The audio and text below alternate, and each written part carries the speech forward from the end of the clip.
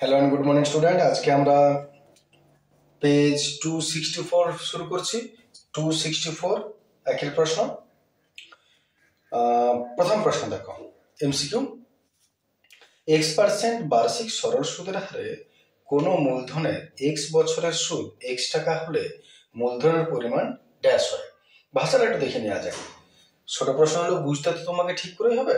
x% সরল সুদের হারে, তার মানে রেট অফ ইন্টারেস্ট হয়ে গেল x%। কোন মূলধনের x বছরের সময় হচ্ছে x বছর, সুদ x টাকা, সুদ হচ্ছে x টাকা, তাহলে মূলধনের পরিমাণ কত হবে? এতে প্রিন্সিপাল কত হবে? প্রিন্সিপালের ফর্মুলা আমরা জানি, I into 100 by T into R. মানগুলো বসাও, I ইন্টু 100 বাই টি হয়ে গেল x, হয়ে গেল x। কিচিং কিচিং কেটে যাবে, 100 বাই x টাকা। তাহলে আমাদের এটা হচ্ছে 100 বাই x টাকা, তার মানে অপশন সি। সাধারণ প্রশ্ন ছিল। 2 নম্বরটা দেখো, বলছে ax square plus bx plus c সমান 0 সমীকরণের বীজদ্বয় যদি সমান হয় তাহলে এটা কোন অপশনটা ঠিক হবে? বীজদ্বয় যদি সমান হয়, বীজদ্বয় সমান হলে আমাদের বীজদ্বয় যদি সমান হয়, দ্বিঘাত সমীকরণের বীজদ্বয় সমান হলে শর্তই হলো বি স্কোয়ার মাইনাস 4ac সমান 0। এটা আমাদের শর্ত বটে। এবার প্রশ্নে যেটা দিয়েছি, তুমি অপশনগুলো সবগুলাই লক্ষ্য করো, দিয়েছে সি সমান একটা কিছু বলে দিয়েছে। তাহলে তোমার একটাই কাজ, সি সমান কত হচ্ছে বার করো। তাহলে বি স্কোয়ার মাইনাস 4ac সমান 0টাকে ট্রান্সফার করতে শুরু করি। গেল এটা, মাইনাস বি স্কোয়ার দিকে মাইনাস মাইনাস গেল। যেহেতু সি এর মানে আছে অপশনগুলো, তাই ট্রান্সফার করলে 4, এটা কোথায় যাবে? নিচে। এই দেখো সি এর মান বেরোলো। এবার দেখো কোনটার সঙ্গে মিলছে, এটা B square by 4a, option D এর সঙ্গে মিললো এটা। ঠিক আছে। 3 নম্বর প্রশ্ন বলছে, কোন বৃত্তের একটি জে এবং একটি চাপ দ্বারা গঠিত ক্ষেত্রকে ড্যাশ বলে। কোন বৃত্তের, মনে করো এটা একটা বৃত্ত, মনে করো কিছু না, বৃত্তই বলে এটা কেন্দ্র, এর একটা জে এইখান থেকে এতটা মনে করো, এই জে এইখান থেকে এতটা জে কেন্দ্রে একটা কোণ উৎপন্ন করে। প্রশ্ন হচ্ছে, কোন বৃত্তের একটি জে একটি চাপ দ্বারা,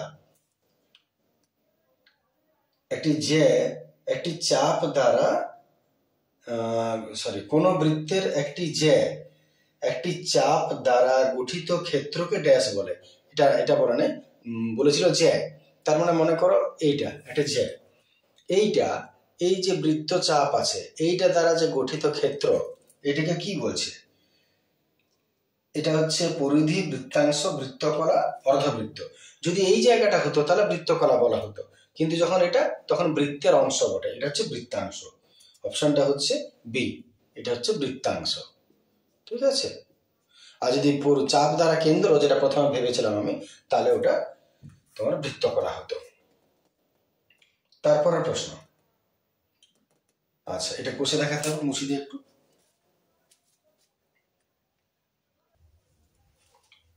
চলে আসছে আমরা 4 প্রশ্ন। বলছে, দুটি লম্ববৃত্তাকার নিরেট চোঙের আয়তন সমান, তাদের উচ্চতার অনুপাত 1:2, তাহলে তাদের ব্যাসার্ধের অনুপাত কত? তাহলে দুটি লম্ববৃত্তাকার চোঙের উচ্চতার অনুপাত, দুটো চোঙ উচ্চতা h1:h2 ধরে নিলাম, 1:2। ঠিক আছে, উচ্চতার অনুপাত বলে দিয়েছে এটা। তার মানে এমসিকিউ এ তোমাকে অত ধ্রুবক তুললে, ধ্রুবক যোগ করতে হয় যদি তুমি অনুপাত তুলো, অত সবের দরকার নেই। h1 মানে 1 আর h2 মানে 2, আপাতত তুমি মান বসিয়ে দিবে, যেহেতু এমসিকিউ প্রশ্ন। চোঙের আয়তন সমান বলেছে, তার মানে দুটো চোঙের আয়তন যদি আমরা দেখি সমান বলেছে, এর আয়তন সমান এর আয়তন। আয়তনের ফর্মুলা 1/3 পাই স্কয়ার h, আর এটা চোঙ বটে, পাই স্কয়ার h। তাহলে এটা 1 1, এটা 2 2 মনে করো। তাহলে পাই পাই কেটে গেল। প্রথমটার আর স্কোয়ার জানো না এটা, কিন্তু উচ্চতা জানো 1, আর এটা হলো r2 স্কোয়ার, এর উচ্চতা জানো 2। প্রশ্ন বলেছে যে তাহলে তাদের ব্যাসার্ধের অনুপাত কি হবে? ব্যাসার্ধের অনুপাত দেখা যায়, মান তো বসালাম, পাই পাই তো কেটে গেল। সহগ বিচ্ছিন্ন করে দিই, r1 square by r2 square সমান এদিকে 2 এর নিচে এদিকে 1। এটা যদি বাই এটা হয়, এটা বাই এটা। যখনই তোমাকে কোনো কিছুর অনুপাত বার করতে বলবে তখন তোমাকে সহগ বিচ্ছিন্ন করে নামাতেই হবে, নাহলে কি করে পাবে? এইটা যে করলাম, এবার দেখো r1 বাই r2 মানে ব্যাসার্ধের অনুপাত, উত্তরের দিকে পাবে। তাহলে স্কোয়ারগুলো ট্রান্সফার করি, স্কোয়ার যদি ট্রান্সফার করো তাহলে আলাদা আলাদা করে কখনো স্কোয়ার ট্রান্সফার করা যায় না, মনে রাখবে। দুটো স্কোয়ারকে একটা ধরে সেইটা আমি ট্রান্সফার করছি, তাহলে এইটা হলো। এটা নয় যে আমি আলাদা আলাদা ট্রান্সফার করেছি, তাহলে ভুল হবে কনসেপশনটা। এবার যদি রুট তোলো তাহলে রুটটা তো 2 এর কাটবে না, এক একটা কেটে যাবে, এক রুট মানে একই হয়। অতএব r1:r2 হচ্ছে √2:1। দেখে না কত নম্বর অপশন পাচ্ছি আমরা? √2:1 হচ্ছে সি অপশনটা। চলে আসছে 5 অঙ্ক দেখি। 5টা কি বলছে? আচ্ছা, ঊর্ধ্বক্রম অনুসারে সাজাতে বলেছে, একটু মানটা লিখে নি, সময়টা তোমাদের বাঁচবে।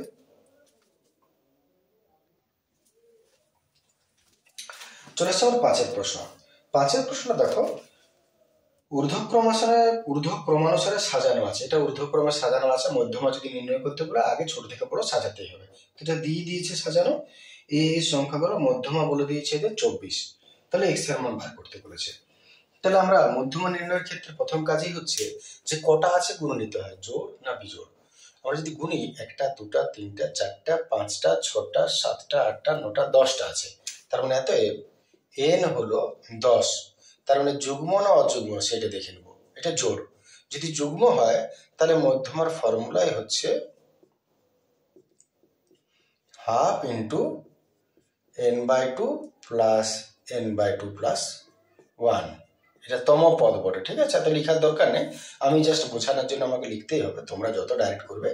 তার মানে এটা হয়ে গেল 10/2 প্লাস 10/2 প্লাস 1, এত 10/2 মানে 5, এটা গেল 5, 5 আর 1 6। দেখে নাও, তার মানে কি বলতে চাইছে, 5 আর 6 মানে 5 আর 6 নম্বর পদ। 5 আর 6 কে কে আছে? 1 2 3 4 5, এটা 5 নম্বর আছে, এটা 6 নম্বর আছে। তারপরে এবার মান বসাও। 5 এর জায়গায় আমি লিখবো x + 2 প্লাস 6 এর জায়গায় লিখবো বাই কত আছে এখানে 2। সলভ করো, একটা x একটা x, দুটা x, 4 আর 2 6 2। এত শর্তানুসারে এটা মধ্যমা, আর বলে দিয়েছি মধ্যমা কত 24। এত শর্তানুসারে এটাই হলো 24। ট্রান্সফার করো, x এর মান বার করো, যা হবে ওটাই উত্তর হবে। 24 দুগুণে 48, অতএব x সমান 42 21। x এর মান 21। 21টা দেখো কত বলেছে, অপশন বি হয়ে গেল। আশা করি অসুবিধা না কোনো। চলে আসছে আমার 2 নম্বর প্রশ্নটা।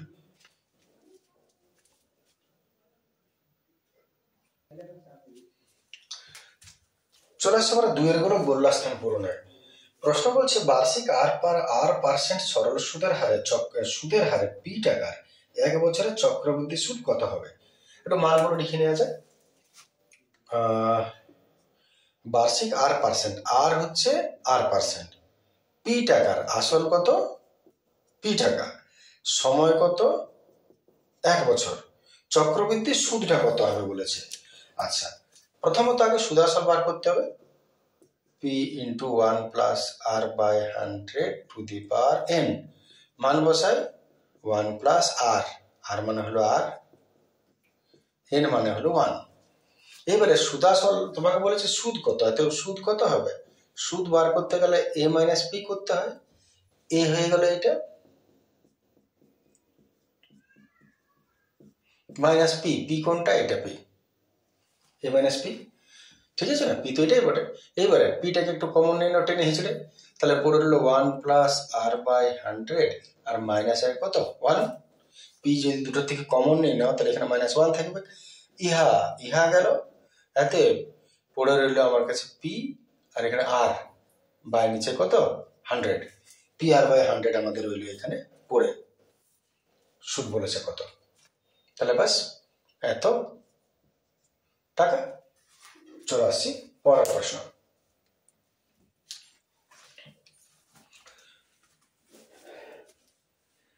দু নম্বর প্রশ্ন।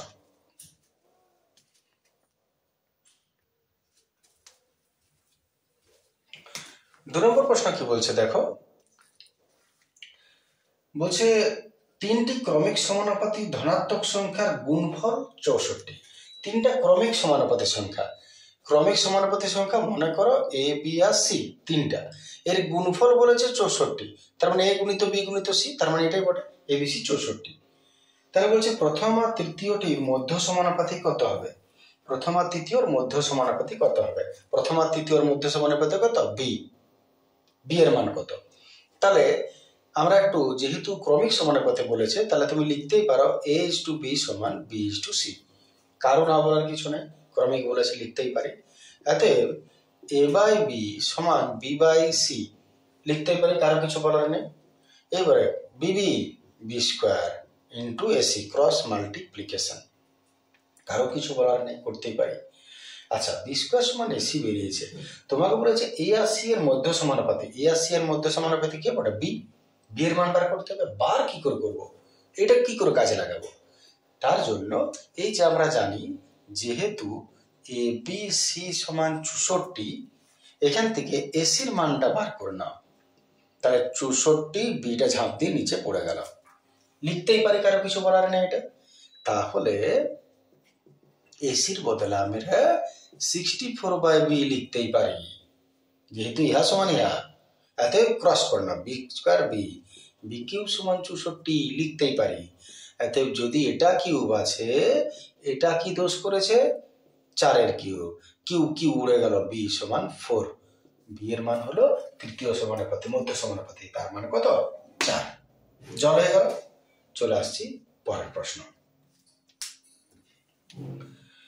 পরের প্রশ্ন বলছে একটি চতুর্ভুজের বিপরীত কোণদ্বয় পরস্পর সম্পূরক হলে চতুর্ভুজের শীর্ষবিন্দুগুলি ড্যাশ হবে। দেখো প্রশ্নটা কি বলছে, একটা চতুর্ভুজ, এর বিপরীত কোণগুলো যদি পরস্পর সম্পূরক হয়, এই কোণটার সঙ্গে এইটা আর এই কোণটার সঙ্গে এইটা, তাহলে এটা কি হবে? এই এই বিন্দুগুলি বৈশিষ্ট্যটা হচ্ছে, যদি কোনো বৃত্তের ভেতরে কোনো একটা চতুর্ভুজ হয়, বৃত্তের ভেতরে, সেটা যে কোনো চতুর্ভুজ হোক, আয়তক্ষেত্র, বর্গক্ষেত্র, রম্বস, ট্রাপিজিয়াম, যাই হোক না কেন, তুমি জানবে বৃত্তের মধ্যে অবস্থিত হওয়াই মানে এই বিপরীত গুণগুলো পরস্পর সম্পূরক। এটা এটা যোগ করলে 180, এটা এটা যোগ করলে 180। তাহলে তোমাকে যদি উল্টো দিকের থেকে বলে যে যদি কোনো চতুর্ভুজের বিপরীত কোণগুলি পরস্পর সম্পূরক হয়, তার মানে ওই চতুর্ভুজটা একটা বৃত্তের মধ্যেই অবস্থিত হবে, ওই 4টা শীর্ষবিন্দু। তাহলে এখানে যেটা বলেছে, একটি চতুর্ভুজের বিপরীত কোণদ্বয় পরস্পর সম্পূরক হলে চতুর্ভুজের শীর্ষবিন্দুগুলি কি হবে? একটা বৃত্তের মধ্যেই, তার মানে যেটাকে বলে সমবৃত্তস্থ। ঠিক আছে না? 5-একটা, এটা একটু মুছিয়ে 5-টা কষে দেখাতে হবে।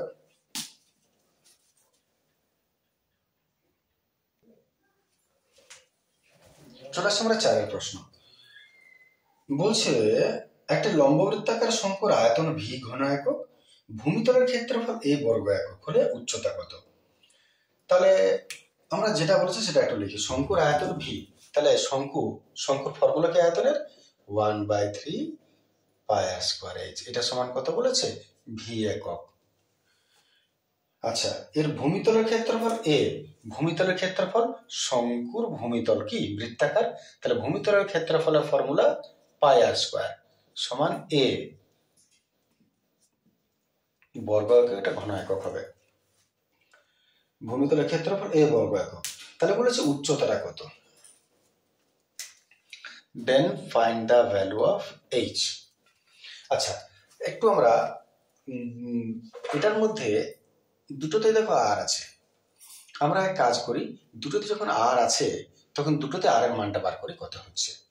সবকিছু ট্রান্সফার করি, এখানে আর স্কোয়ার সমান, দেখো 3টা চলে যাবে ওদিকে 3v, আর পাই আর এইচটা নিচে নেমে যাবে। দেখে না যদি আমি ভুল করছি, এখনই বলো।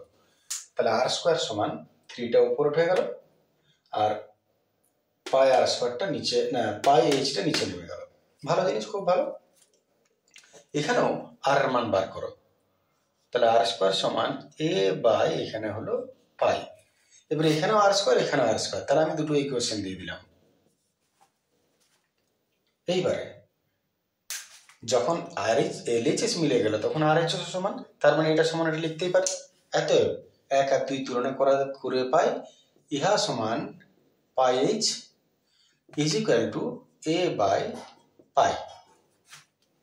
ঠিক আছে না? এবারে দেখো সলভ করো, এইচ এর মান বার করো। পাইও গেল, অতএব ক্রস করে নিচ্ছি, ইহা H A is equal two 3v। অতএব এইচটা বার করতে বলেছে, এইচ সমান 3v বাই এ, এইচ সমান 3v বাই এ। এটা হচ্ছে শূন্যস্থান। প্রশ্নটা কি বলেছে দেখে নি। প্রশ্ন বলেছে উচ্চতা কত, অতএব উচ্চতা ইহা হইবে। জল হয়ে গেল। চলে আসি পঞ্চবান। পঞ্চবানে কি বলছে দেখো, বলছে 3π/8 পরিমাপের কোণটির সম্পূরক কোণের বৃত্তীয় মান কত। সম্পূরক কোণের বৃত্তীয় মান, এখন সম্পূরক কোণ কাকে বলে? যখন দুটি কোণ যোগ করলে ওদের যোগফল 180 ডিগ্রি হয় তখন তাকে সম্পূরক কোণ বলে। তাহলে তোমাকে যদি বলে যে 70 ডিগ্রি সম্পূরক কোণ কত, তুমি কি করবে? 180 থেকে বিয়োগ করে দিবে। 110 ডিগ্রি হলো 70 ডিগ্রি সম্পূরক কোণ। যদি বলে 100 ডিগ্রি সম্পূরক কোণ কত, তুমি 180 থেকে 100 টাকা বিয়োগ করে দিবে। 80 ডিগ্রি হলো সম্পূরক কোণ। তেমনি যদি তোমাকে বলছে 3π/8 এর সম্পূরক কোণ কত, তাহলে তুমি কি করবে? 180 থেকে বিয়োগ করে দিবে এটা। এইবারে তোমাকে চেয়েছে, তাহলে আমার আবার বলছি, সম্পূরক কোণ যখন বলবে 180 থেকে যে কোণটা দেবে সেটাকে তুমি মাইনাস করে দিবে। তার মানে আমি মাইনাস করে দেব, প্রশ্ন বলেছে 3π/8 এই পরিমাপের কোণটা। ঠিক আছে, তাহলে যেটা পাবো সেটা। কিন্তু তুমি লক্ষ্য করো বৃত্তীয় মানে বার করতে বলেছে এবং এটা বৃত্তীয় মানে দিয়েছে, পাই আছে। তাহলে 180 না লিখে 180-র বদলে যেটা হয় সেটা আমরা লিখবো। 180টাকে কি বলে? পাই। পাই মানে 180, তার মানে পাই মাইনাস। তাহলে অতএব আমরা একটু একটু কারেকশন করে নিই।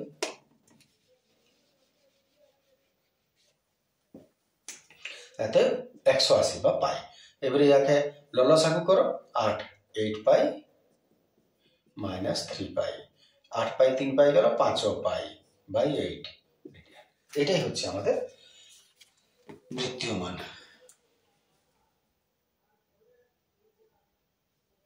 চলে আসে তারপরেরটা 6 অঙ্কটা কিছুই না। 6 প্রশ্নটা বলেছে যে x1 x2 x3 2xn এর গড় হচ্ছে x বার। তাহলে kx1 kx2 kx3 থেকে kxn এর গড় হবে kx বার। তো স্বাভাবিক কটা বটে। এই যে প্রথমে মনে করো x1 x2 x3 থেকে একদম xn পর্যন্ত এর গড় কেন হচ্ছিল? গড় মানে কি? যোগ করে যতগুলো সংখ্যা আছে n সংখ্যক সেটাকে ভাগ, সেটাই ছিল তোমার x বার। এবারে যদি kx1 kx2 বলে মনে করো, kx1 kx2 kx3 এদের গড়, তার মানে সবাইকে যোগ করে যা হবে। তো যোগ করলে যদি যোগ করো কে গুলো কি হবে? সব কে গুলো কমন চলে আসবে পুরোটা। তার মানে কমন কেটার কে, আর এইগুলো যোগ হলে কত হবে? x বার। এটা তো যোগফল x বারই বলছে, তার মানে উত্তর কত হবে? কে x বার। এটাই উত্তর হবে। চলে আসছে 3 গুলো।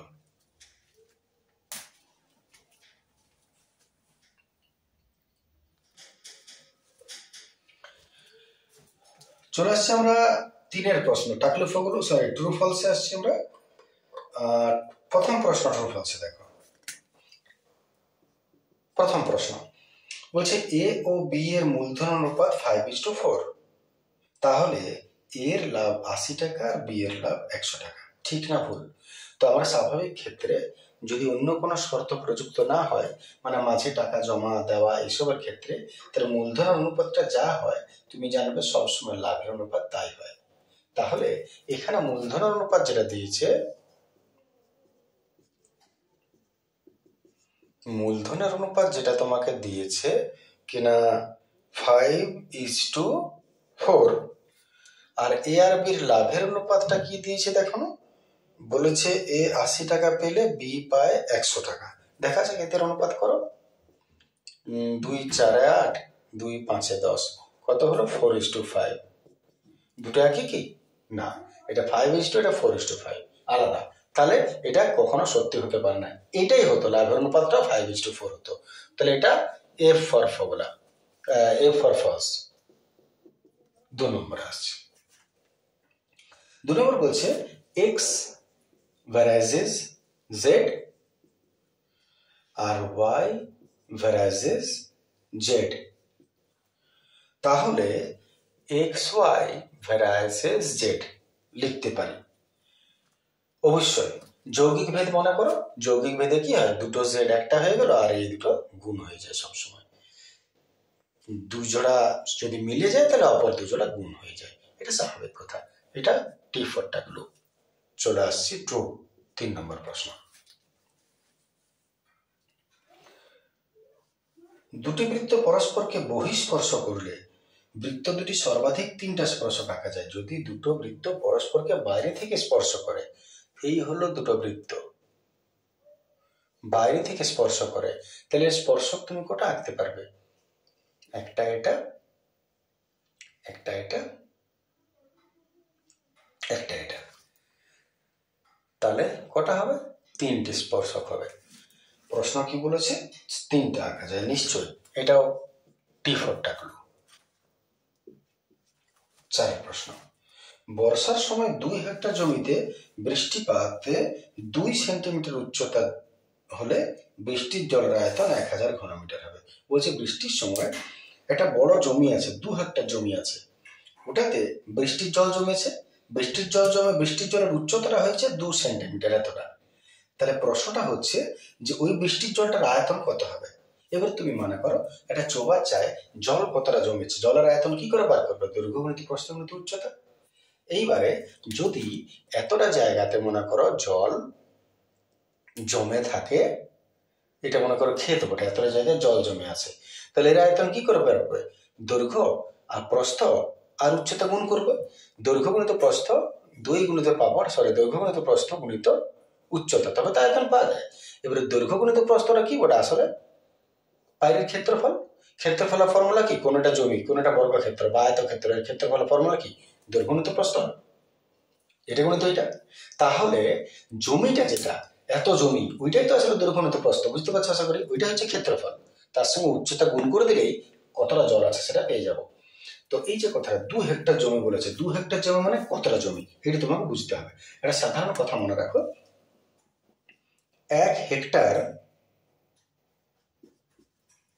তার মানে 10,000 মিটার। এটা তুমি মাথায় রাখবে। 1 হেক্টর মানে 10,000 বর্গ ক্ষেত্রফল পড়ে এটা। হ্যাঁ, 1 হেক্টর মানে 10,000 বর্গ মিটার। কতটা হেক্টর জমি আছে? 2 হেক্টর জমি, তার মানে 20,000 বর্গ মিটার। এটা জমিটার ক্ষেত্রফল, মানে ক্ষেত্রফল দেওয়া আছে, ক্ষেত্রফলের সঙ্গে উচ্চতা গুণ করলেই আয়তন পাওয়া যায়। আর জলের উচ্চতা কত আছে দেখো, জলের উচ্চতা বলেছে যেটা হাইট, সেটা হচ্ছে 5 সেমি। 5 সেমি। এখন সেন্টিমিটারে তার অঙ্ক হবে না, এটা মিটারে আছে, তাহলে মিটার করে নিই। তাহলে সেন্টিমিটারকে যদি মিটার করো তাহলে কি হবে?